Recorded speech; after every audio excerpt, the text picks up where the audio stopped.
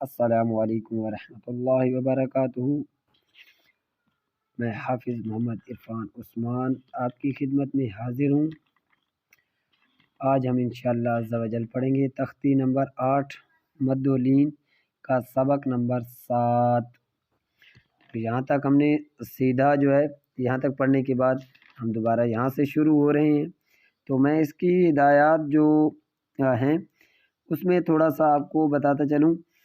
کل بھی مجھے سے ایک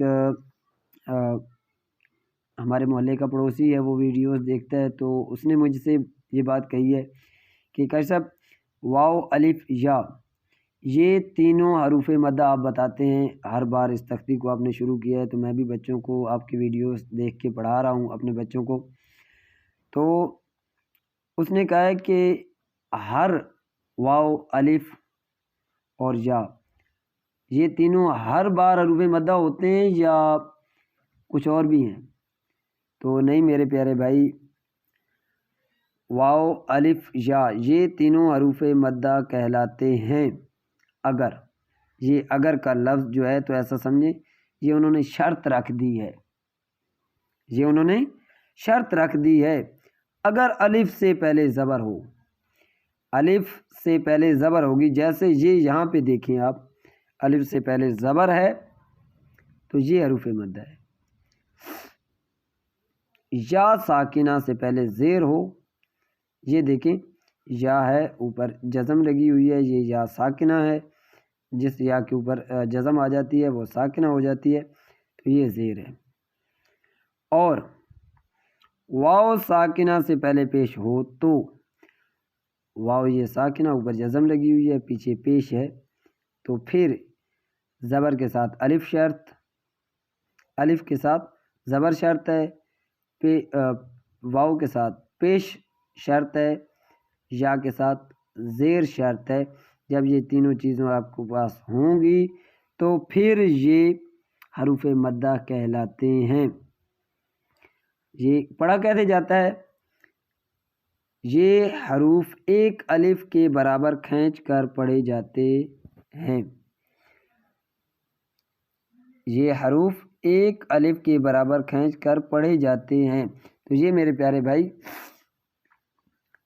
ایک الف کے برابر کھینچ کے پڑھے جاتے ہیں، لمبا کیے جاتے ہیں۔ تو میں آپ کو پڑھ کے سناتا ہوں، تو اگر پھر بھی کسی بھائی کو نہ سمجھ آ رہا ہو تو اس نے بھی مجھ سے پرسنل طور پہ رابطہ کیا تھا، مطلب میری دکان پہ آیا تھا صبح، تو اس نے مجھ سے بات کی ہے، اس نے سبق بھی مجھے کھول کے دکھایا ہے کہ قاری صاحب آپ ایسے سمجھا رہے تھے، تو میں نے بھی سنا ہے اور بڑے غور سے میں آپ کا سبق دیکھ رہا ہوں اور سن رہا ہوں۔ تو میں نے بھی اپنے بچوں کو کسی کے گھر میں وہ دو پڑھنے جاتے تھے، تو میں نے ان کو وہاں سے نکال کے اب مغرب کے بعد یا عشاء سے پہلے میں ان بچوں کو گھر میں ہی پڑھانا شروع کر دیا، اور الحمدللہ میں آپ کے یوٹیوب چینل سے بہت مستفید ہو رہا ہوں، بہت فائدہ اٹھا رہا ہوں۔ تو اللہ تعالیٰ آپ کو جزائے خیر عطا فرمائے۔ انہوں نے مجھے دعا بھی دی ہے، تو انشاءاللہ میری کوشش یہ ہوگی کہ آپ تمام حضرات کو اچھے طریقے سے قرآن پاک اپنے بچے کو بھی اور اپنے آپ کو بھی خود پڑھائیں، تو انشاءاللہ دنیا اور آخرت کی بھلائی ہوگی۔ تو ہم سبق شروع کرتے ہیں، میں آپ کو پڑھ کے سناتا ہوں۔ اعوذ باللہ من الشیطان الرجیم، بسم اللہ الرحمن الرحیم۔ تا الف زبر تا، ہا واو پیش ہو، را یا زیر ری، ضا الف زبر وا، ہا واو پیش ہو، حمزہ یا زیر ای، تا واو پیش تو، حا یا زیر حی، زا الف زبر زا، وا واو پیش او، ہا یا زیر ہی، جیم الف زبر جا، تا یا زیر تی، خا الف زبر خا، زا واو پیش زو، وا یا زیر وی، یا الف زبر یا، جیم واو پیش جو، سا الف زبر فا، خا واو پیش خو، زا یا زیر زی، فا الف زبر فا، یا واو پیش یو، جیم یا زیر جی۔ یہ تھا آج کا ہمارا سبق، اور میں آپ کو ایک بات اور بتانا چاہ رہا ہوں کہ اگر آپ گھر میں بچوں کو پڑھاتے ہیں تو اپنے بچے ہیں یا کوئی بھی بچے ہیں، تو اگر آپ ناظرہ قرآن پاک پڑھے ہوئے ہیں تو بچوں کا علیحدہ علیحدہ ٹائم رکھیں، ایک ہی وقت میں سب بچوں کو اکٹھا نہ کریں۔